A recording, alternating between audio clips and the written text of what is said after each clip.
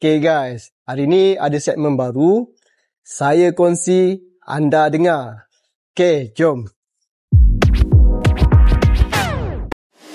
Okay, hari ni Abang Mi nak tunjuk satu cara macam mana kita nak cas bateri Zero AE8. Yang pertama, macam biasalah kita masukkan 3-pin plug. Lepas tu kita, yang ni dia punya boleh cabut Okay, kita tunjuk macam ni Okay, so kita masukkan macam biasalah. Alright, masuk sini. Okay, nampak ni. Alright, so kita kena cari poket rahsia dia.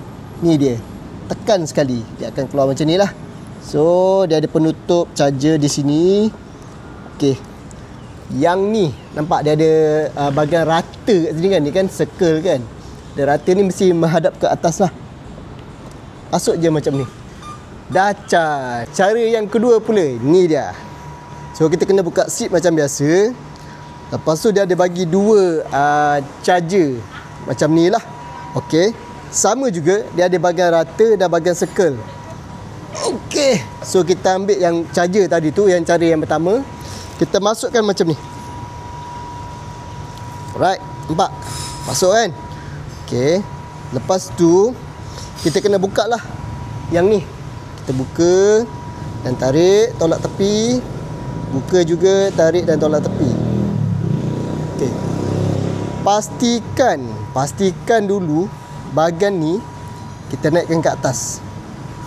Naikkan ke atas. Okay, taruh dan klip lah.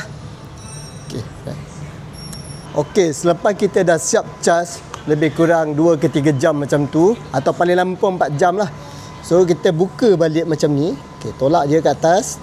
Tolak ke atas, tarik je, kita simpanlah balik kan. Itu saja untuk hari ini. Saya kongsi, anda dengar.